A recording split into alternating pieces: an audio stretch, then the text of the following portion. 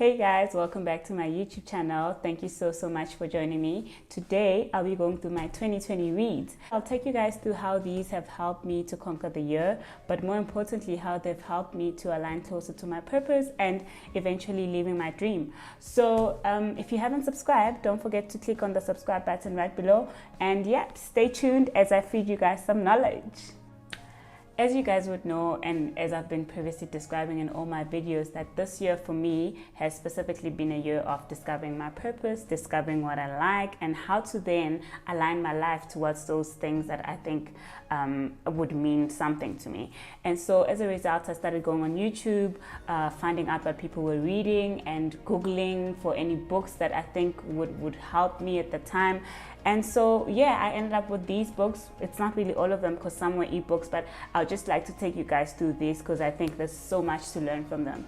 And so I read these books and they've really helped me in aligning my purpose. Firstly, they've helped me in discovering what my purpose is. I think everyone always knows this, but it's just hard to know what it is that you're called for. So they've helped me in discovering, but more than anything, they've helped me to align my life closer to my purpose. One thing that I'll forever be grateful for is just having material that will tell me how to live my life, because these are people that have done everything that we want to do. These are people that have been in corporate. These are people that have been in business, and they're describing their life journeys, and it is through that we then get to learn, and it becomes easier for us because there's someone that's lived the life before, and they're basically giving us a manual towards how they have done it. And it's not necessarily that we'll take everything, but whatever that it is that we'll consume will definitely come in handy at some point. One thing that I also just want to highlight is how I was intentional with changing my feed on Instagram, and the people that I follow. I went for people that I knew, number one, would assist me in keeping a positive mind, because it really gets rough and you get so consumed in the problems of life that you just it's not easy to remain positive. So every day in the morning when I wake up, first thing in the morning, I go into Instagram and I go on there to find affirmations. I go on there to find things that will motivate me. I go on there to find things that will tell me, girl, you can do this. Girl, you got this. And I've been doing this for a year now, and I think it's really helped me because I start my day in a good note. I start my day in a high note, and I mean, it's the best decision that I've ever done for myself, honestly. First things first, I'd like to start with this book right here, Year of Yes by Shonda. So it for me was perfect because it was the first book that I read at the beginning of the year. It sets the tone for everything. So basically here Shonda described how she changed her life. She committed and challenged herself to do things that she had never done before, and that was to say yes to everything that she had never done before. So she says yes to exercising, she says yes to public speaking, she says yes to coming out of her box and just being more than just a creative. She says yes to forming more impactful relationships. So this book for me has really helped. Maybe just a bit more on the writer herself. So Shonda Rhimes is a very famous producer of shows such as Grey's Anatomy, Scandal. That was a very famous series that we used to like back in my varsity days. I don't know if it's still there now, but she has really excelled in her field, given that she's a black female,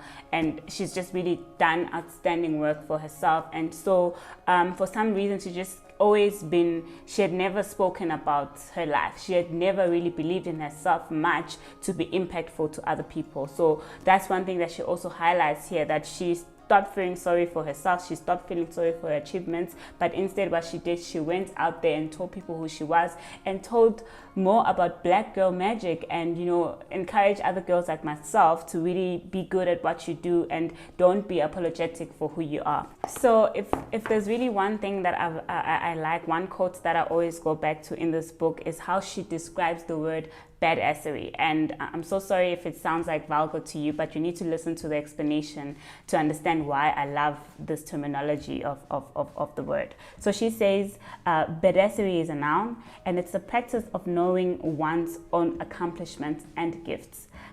Accepting one's accomplishments and gifts and celebrating one's accomplishments. And two, the practice of living life with swagger, baby. Swagger is a state of being that involves loving oneself, waking up like this and not giving a crap what anyone else thinks about you. And I think, that says it by itself. It just describes how we should all live our lives. Number one, be unapologetic about who we are, about our gifts, know that we're the best in whatever we do, and live our lives knowing that we are the girls that we think we are. So I really love that term. I didn't mention that she's a very accomplished woman in what she does, and this is what she says in her book. She says, I work hard and that's how I succeed. That's how anyone succeeds. So why in the world did I think weight loss would be any different? So number one, she accomplishes things because she works hard, and she acknowledged the fact that she works hard. So that's one thing for us as well, that in anything that you have to do, if you want to excel anything, you can, and you've got the potential. But one thing for sure is that you need to work hard. And for me, I like this passage so much because it shows that you can't. It's not okay for you to be a hard worker in only one sphere of your life. So if you're a hard worker at work, why aren't you a hard worker in your marriage? Why aren't you a hard worker in your relationships or in your friendships or whatever? Why aren't you a hard worker at the gym? So for me, this put things into perspective. So because I always thought, no, exercising is not for me. I've never really liked exercise. But then I was like, listen, it's a principle that I'm adopting, and that principle is working hard. So if I want to be that kind of person that works hard, then I need to do it at every sphere of my life, and put my head down and be intentional about doing things to succeed. So my second read for the year was this book right here called Consulting Success. So the reason why I picked this book was, after reading Year of Yes by Shonda, I sort of had an idea of what I wanted to do that would bring me satisfaction, that would bring me happiness, and like something that I'd like to wake up to every day, and that was consulting. So I wanted to then explore this field more, and I'd advise anyone, if you want to branch into something, or if you already have an idea of what you want to do, get a book of someone that has done the thing before, and someone that has walked the path before. Learn what they have done, understand their industry more, and allow yourself to explore the area that you want to reside in, because as much as you think you've got the potential, and I know you have the potential, but you still need to learn more about it, because this is an unfamiliar ground that you'll be tapping into. You won't know how things work, and so you'd need that little bit of a background or even knowledge check to see what you're getting yourself into. And I just like to say that for me, this book had helped me to establish where I was. So I wanted to start this thing, and I believe that I had been working on it before, but it helped me to establish like a timeline type of thing to see where I am in terms of actually starting my consulting business. So I read this book called Consulting Success. You might have to pick whatever it is that you want to specialize in, or wherever you see yourself aligned with your purpose. I won't go much into this because it's very specialized. It basically details how you start consulting, what you need to look out for, how you need to market for your consulting business, and how you have to find your clientele, and most importantly, keeping your clients. So yeah, that was my second read for the year. And then my third book for the year was Becoming by Michelle Obama. My goodness, I just need to say that I really enjoyed this read.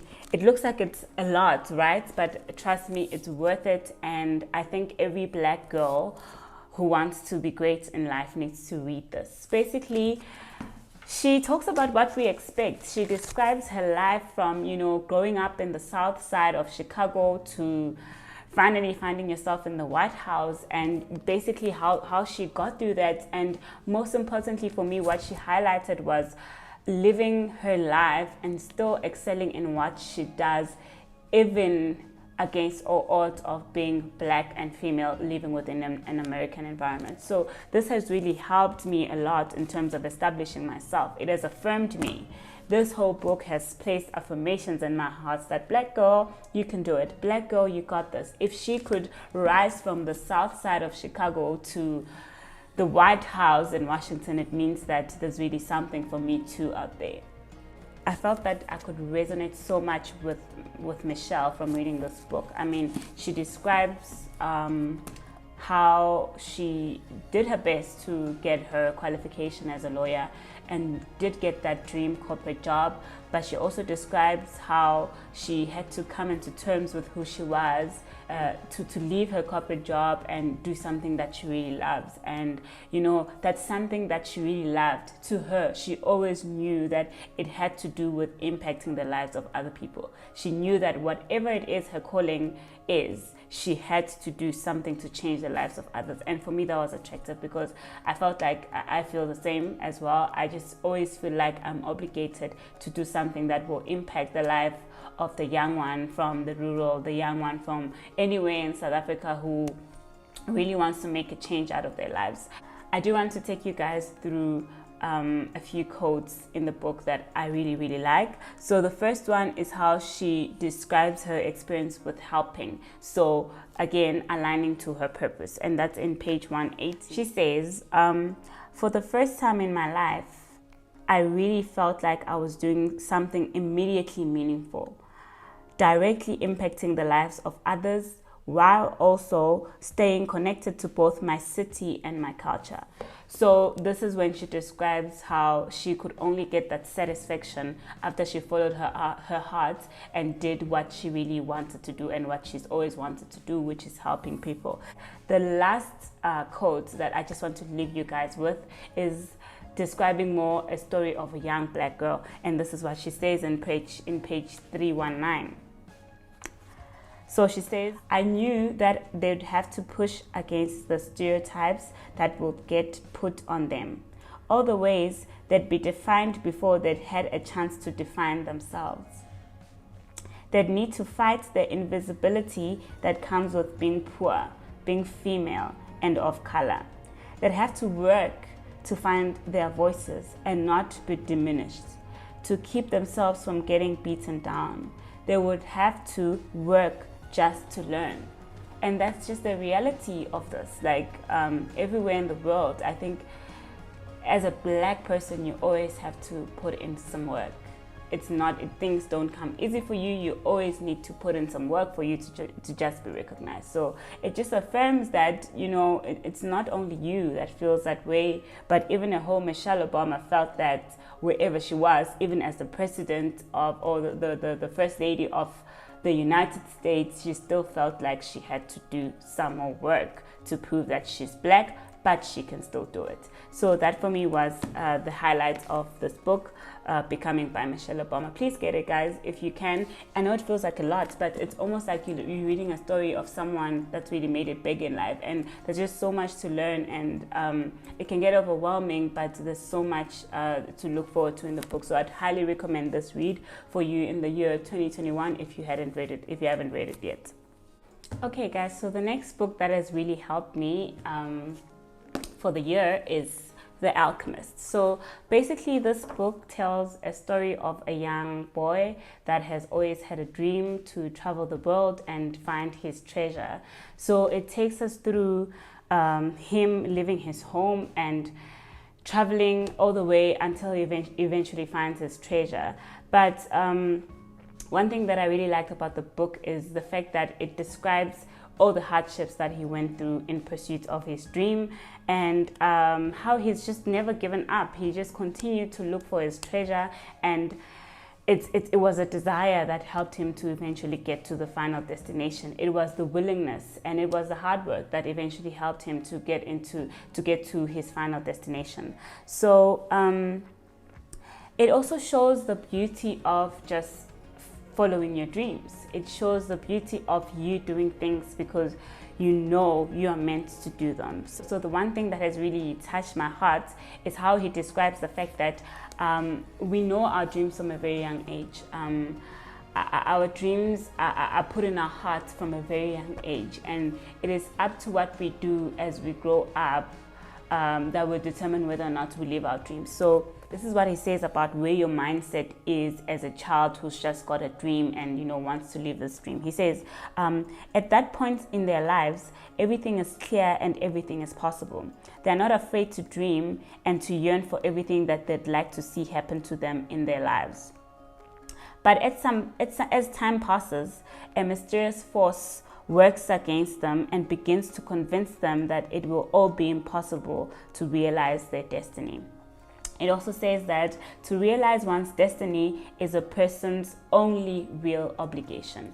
This really touched me, guys, because it speaks about the fact that we've always known what we want to do. We've always had it in us. But for some reason, we just kept on suppressing it. We kept on focusing on other things that we thought were best for us. We were driven by what our families say about what we want to do. We were driven about society. We were driven by society as a whole and how they plan our lives for us. But we never really took the time to do what we love. We never really took the time to do what we've always dreamt of as kids. And he says our only obligation, no matter where you are in life or what stage you are, what age you are in life, the only obligation that you have is to live your dream to the fullest. So I want to challenge you guys as you get into the new year of 2021. The main question at any point in your life should be, are you living the dream? Are you living the dream that you've always had for yourself as a young 6-year-old, as a young 10-year-old, as a young 15-year-old? And I mean, it's your obligation to make sure that you live that life in order for you to love what you do, in order for you to wake up every morning with a reason to breathe, a reason to live. The next book that I read was Ikigai. Ikigai. So I love to read this book because it's a very simple read. It's not a lot of pages, and it's got like case studies, and it's got real life stories that you can relate to.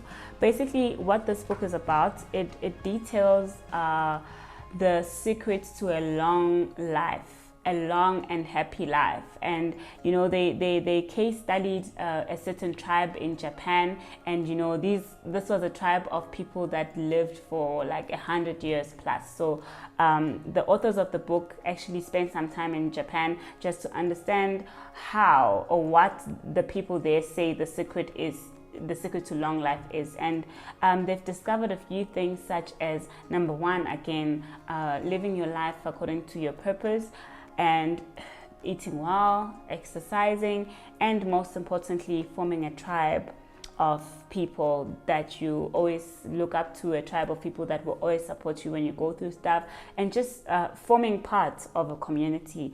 That's one of the things that they describe a secret to a long life. And I just want to highlight, again, what caught my eye, what caught my attention is the following. So this is what it says. Having a clearly defined Ikigai brings satisfaction, happiness, and meaning to our lives. The purpose of this book is to help you find yours and to share insights from Japanese philosophy. So, guys, I don't think it's a coincidence that all these books that we've gone through are emphasizing one thing, and that one thing is living a purposeful life, living a life of doing what you want, living a life of exercising your talents, exercising your gifts. So all these books that I've read this year, we're all saying the same thing from that sphere. Maybe they phrase it differently, maybe it would be articulated differently, but it all runs down to one thing and one thing only. That's living a purposeful life. So I don't think it's a coincidence, and I think it's something for us to learn. I never knew this before reading these books. I didn't know that that's how I'm supposed to live my life, because I was never taught that growing up. But it's really something worth exploring, living your life according to what you've always wanted to. And then last but not least is Robin Sharma's 5 a.m. Club. So this book, some people say, is overrated. I don't believe so. I believe there's a reason why the whole world has been speaking about this book in the last 2 years. It's really worth a read. And I know many people, when they think of 5 a.m. Club, they think of this book that will just change their sleeping routine, and it's a book that will force you to wake up at 5 a.m. and, you know, start your day early. Yes, it does teach about the benefits of waking up early, but it also teaches about other lifelong principles besides just waking up early. I'm not someone that wakes up at 5 a.m. I think I wake up at about 6 or so, but it's not because of the book, it's because I wake up when I run out of sleep. I just think it's got a stigma because people don't read it thinking that it will tell them or force them to wake up at 5 a.m. For me, what the book has done has again reminded me of my potential. It's reminded me of where I want to go in life. It's reminded me of consistency and the artwork the artwork that comes with consistency. It's reminded me and it showed me two sides of people that I never thought of. Like, he explores one side being the business lady and the other side being an artist. It showed me how these people are into different genres of life. They do different things, but there's some things that will always be common, and that is hard work, that is believing in yourself, that is being consistent in what you do, that is working hard. So like, it showed me that wherever you are in life, whatever you do in life, whether it be your professional being or whether it be you being a mom or even just being a wife, whatever spheres that you are in whatever spheres that you currently are in, you would have to apply the same principles, and those are the ones that I've just mentioned. So I want to just read a passage from this book that will show you that the book is not just about you waking up at 5 a.m., even though it emphasizes that, but there's more to learn besides just that. So it says, each of you has a call on your lives. Every one of you carries Every one of you carries an instinct for excellence within your spirits. Limitation is nothing more than a mentality that too many good people practice daily until they believe it's reality. It breaks my heart to see so many potentially powerful human beings stuck in a story about why they can't be extraordinary, professionally and personally. You need to remember that your excuses are seducers. Your fears are liars, and your doubts are thieves. So yeah, that's just some of what you can get out of the book. As you can tell, the passage didn't say anything about you waking up at 5 a.m., but it did say much about you as a person and how you can realize your full potential. Yeah, guys, these are not all my books. I've also read other ebooks. I've also read more books on psychology, just to, help me change my thinking, help me understand how I think about things.